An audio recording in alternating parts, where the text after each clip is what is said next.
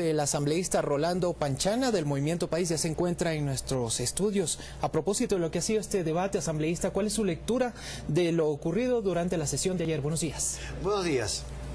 Lo importante es que estamos debatiendo la ley, pero me apena, lamento, que por ejemplo, el debate se haya centrado entre los legisladores, entre lo que dice o deja de decir el presidente Correa. El presidente Correa es el presidente de los ecuatorianos, es un actor político, pero yo esperé escuchar propuestas sobre los artículos, textos alternativos, visiones comparadas. Nada de eso.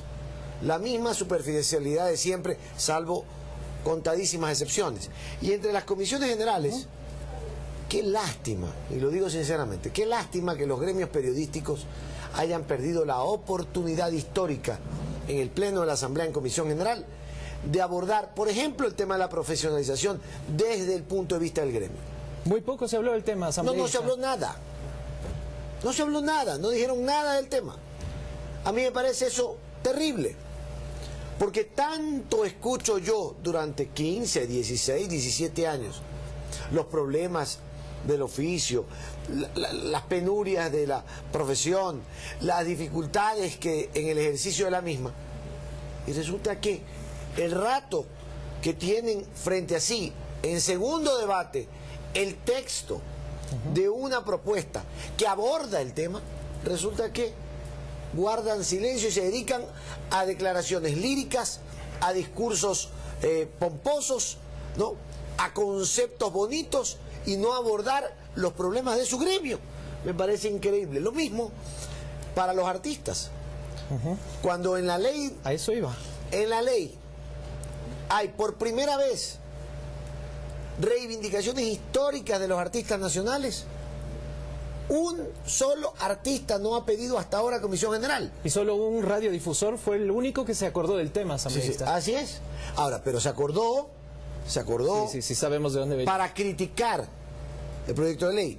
A ver, ¿y por qué no han dicho que esa disposición que nosotros hemos ingresado, que es para proteger al artista nacional, para defender las regalías del productor nacional o del autor nacional, existe en Colombia, existió en Argentina y en la mayoría de países latinoamericanos? Disposiciones generales, ¿para qué? Con similar contenido, ¿para qué? Para proteger al autor ecuatoriano. Ahora que hemos estado en semana de fútbol, estuvimos el día martes en el estadio. ¿Cuál es la canción probablemente más tocada en la historia reciente de este país? A mi lindo Ecuador. Así es. ¿Se acuerda? Bueno, pregúntele pues al autor, entrevístelo al autor de A mi lindo Ecuador a ver si le han pagado un real de regalías por cuántas veces han tocado su canción en radio y en otros lugares. Ninguna. Entonces, me apena que el debate haya sido hasta el momento,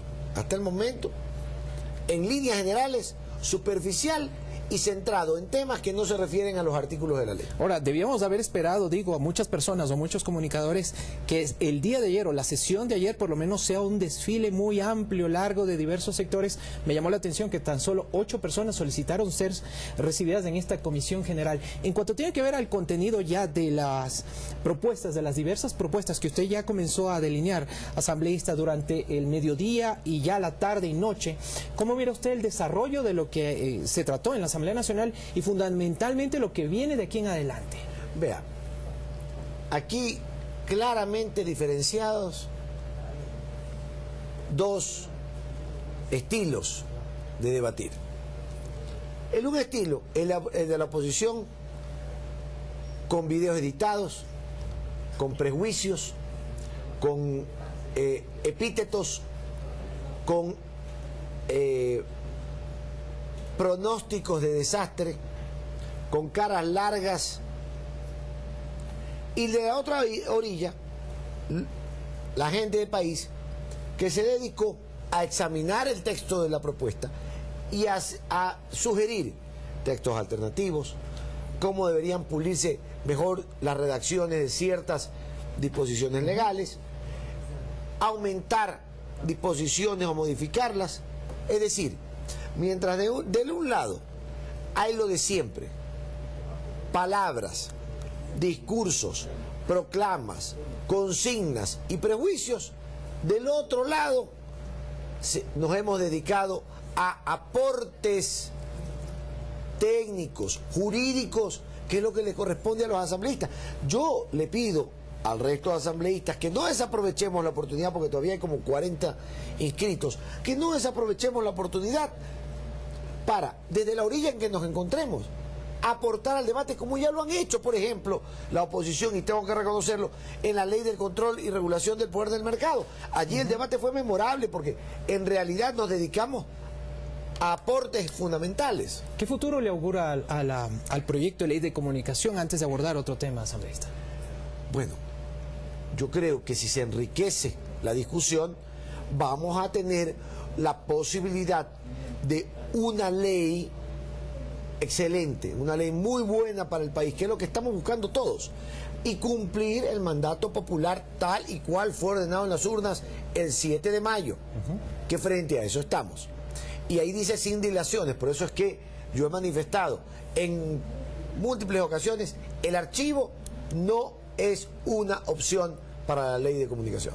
Bueno, y a propósito de la sesión de ayer, la número 136 en su segunda jornada, la Asamblea Nacional, en lo que tiene que ver a la reunión, al debate en el Pleno, se extendió hasta prácticamente la medianoche. También se abordó el proyecto de ley de fomento ambiental y optimización de los ingresos del Estado. ¿Cómo les fue durante este debate, asambleísta? Bueno, si alguien se quejaba porque, entre comillas, algunos se fueron al partido el martes, ayer lo compensamos de sobra, ¿no?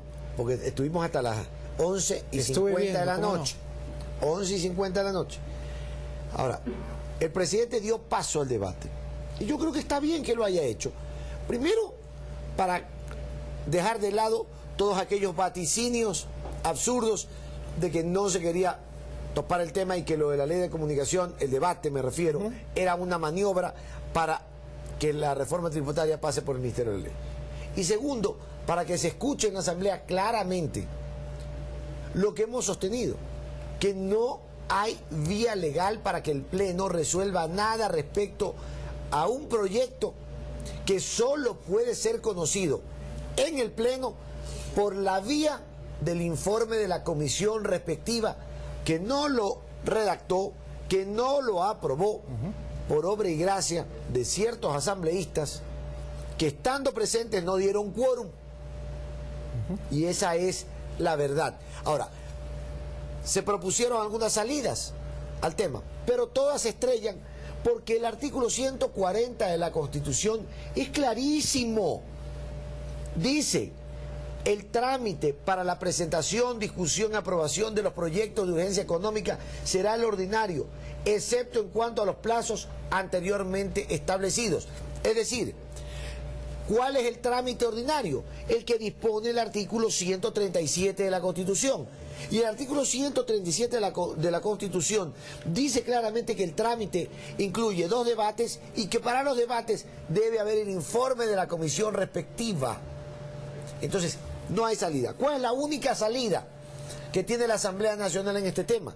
La única salida es aplicar el propio 140. Es decir, que lo escribimos en Montecristi, cuando el presidente promulgue el decreto ley de urgencia económica, porque así se va a llamar, si es que transcurre el plazo, al día siguiente la Asamblea Nacional, dice el artículo, podrá en cualquier tiempo modificarla o derogarla con sujeción al trámite ordinario previsto en la Constitución. ¿Qué es lo que se tiene que hacer? Al día siguiente, presentar una ley derogatoria con sujeción a lo que establece la ley orgánica de la función legislativa, y entonces la Asamblea podrá ahí sí discutir lo que se queda vigente y lo que se tenga que derogar o lo que se tenga que modificar, pero no el atajo de una resolución del Pleno que en ninguna parte de la Constitución, no estoy hablando ni siquiera de la ley orgánica,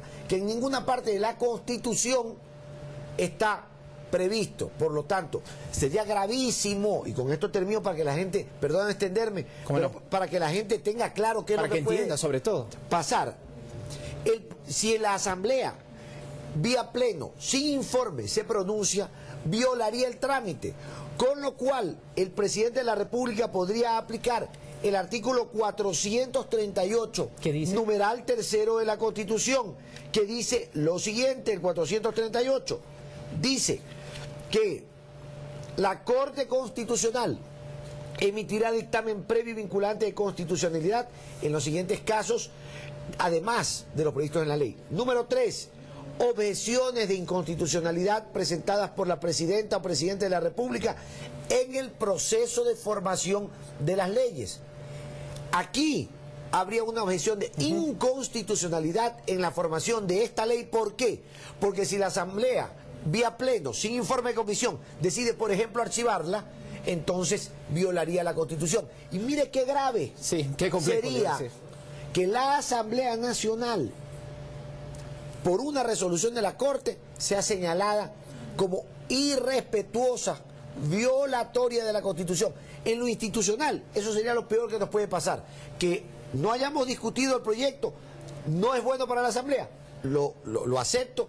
Acepto la responsabilidad, pero no estamos nosotros inmersos, sino en una inconducta provocada por 1, 2, 3 o 4 asambleístas que no quisieron debatir.